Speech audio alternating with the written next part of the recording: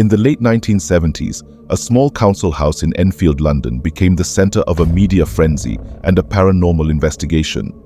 The Hodgson family, consisting of a single mother and 4 children, claimed to be terrorized by a poltergeist, a malicious spirit that can manipulate objects and people. For 18 months, they reported strange noises, flying furniture, levitating children, and a gruff voice coming from the youngest daughter, Janet. More than 30 witnesses, including neighbors, journalists, and police officers, corroborated some of the phenomena, but skeptics accused the family of faking the events for attention and money. What really happened at 284 Green Street? Was it a genuine case of supernatural activity or a clever hoax orchestrated by 2 mischievous girls? This is the story of the Enfield Poltergeist, the most documented and controversial haunting in British history. The Enfield Poltergeist saga began on the night of August 30th, 1977, when Peggy Hodgson, a 47-year-old divorcee, was putting her children to bed. She heard a loud bang from the bedroom shared by her daughters, Janet, 11, and Margaret, 13. She thought they were playing and told them to be quiet, but the noise continued, and when she entered the room, she saw a chest of drawers sliding across the floor as if pushed by an invisible force. She tried to move it back, but it was too heavy. She was terrified and ran downstairs with her children. She called her neighbors, the Nottinghams, for help. They went over there and they heard this knocking on the wall like someone was banging with a hammer. It was very loud and clear. They thought maybe it was the people next door, but they were away on holiday. Then they heard it on the ceiling and the floor. It was moving around the house. They didn't know what it was. They were scared too. They thought maybe it was a gas leak or something. So they called the police. The police arrived and searched the house, but found no signs of a break-in or any explanation for the noises. The Nottinghams stayed with the Hodgsons for the night, hoping the disturbances would stop. But they didn't. They continued for the next few days and became more intense and varied. The family heard whistling, barking, and growling sounds. They saw toys, books, and other objects flying across the room. They felt cold drafts and sudden temperature changes. They saw strange lights and shadows, and they felt something pulling their hair, slapping their faces, and biting their arms and legs. The family was terrified and exhausted. They could not sleep or eat properly. They felt trapped and helpless. They did not know who or what was behind the phenomena or why it was happening to them. They tried to contact the local church, but they were told they had to wait for an appointment. They tried to contact a medium, but they could not afford the fee. They felt abandoned and alone. They had no one to turn to except the press.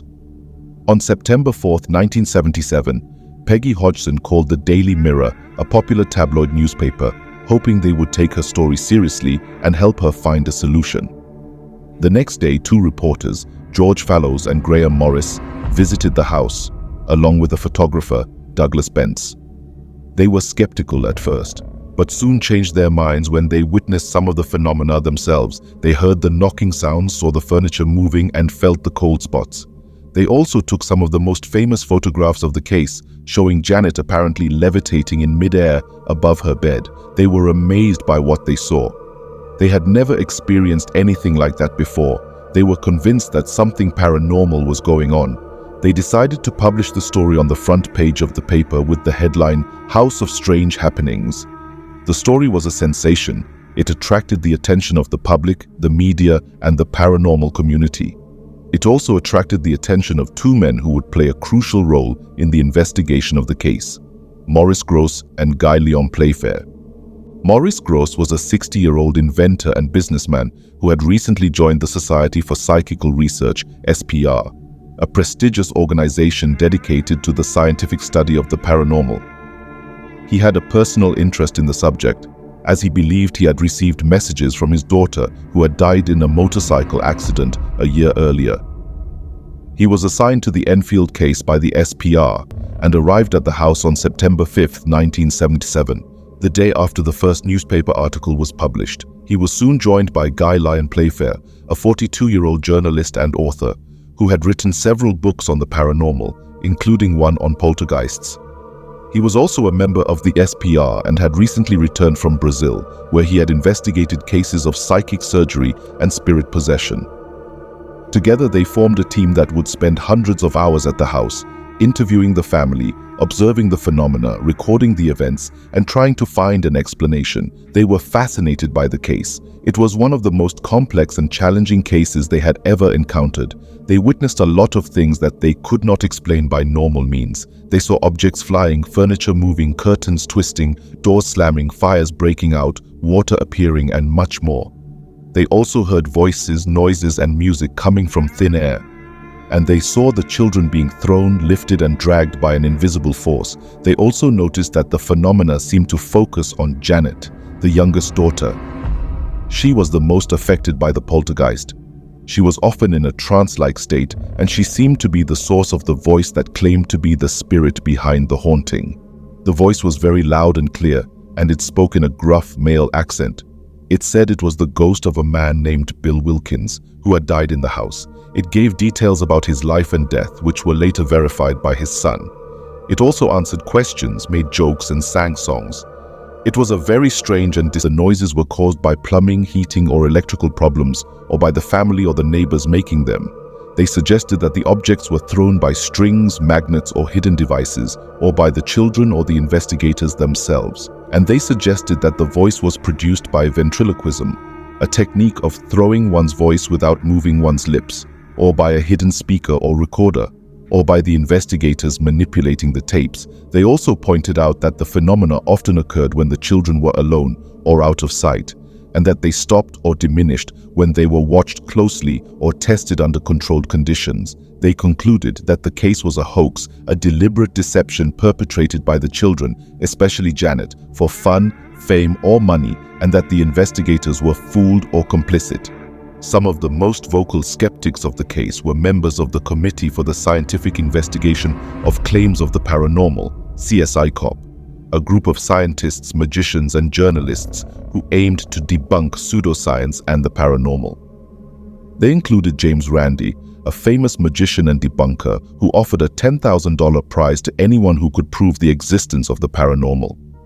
He also sent two of his associates, Steve Parsons and John Beloff, to investigate the Enfield case. They visited the house and interviewed the family and the investigators.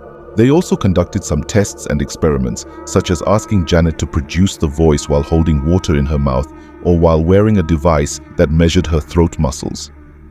They found that Janet could not produce the voice under these conditions, and that the device showed no signs of ventriloquism. They also found that some of the phenomena, such as the levitation, could be explained by natural causes, such as jumping or bouncing on the bed. They concluded that the case was a mixture of natural phenomena, trickery, and suggestion, and that the children were the main culprits.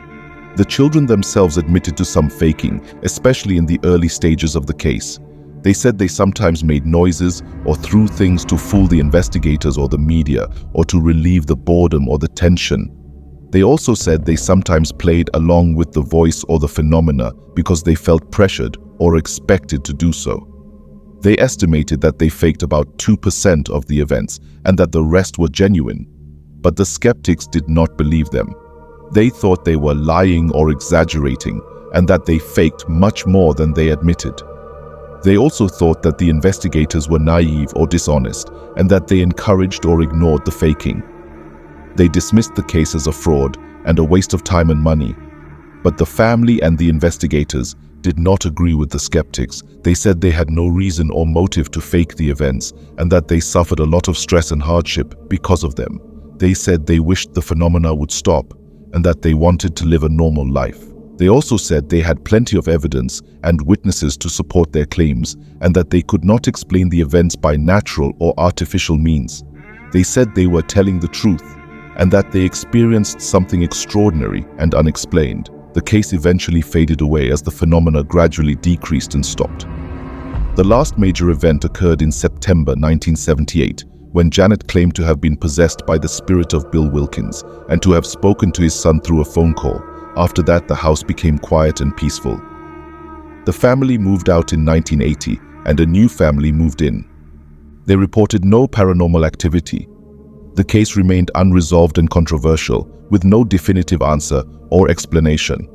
It became one of the most famous and debated cases of the paranormal and inspired many books, documentaries, and films, such as The Conjuring 2. it also raised many questions and challenges for the field of parapsychology, the scientific study of the paranormal. How can we test and verify the existence of the paranormal? How can we distinguish between genuine and fake phenomena? How can we understand and communicate with the entities behind the phenomena? And what are the implications and consequences of the paranormal for our worldview and our society? These are some of the questions that the Enfield Poltergeist case still poses and that we still seek to answer.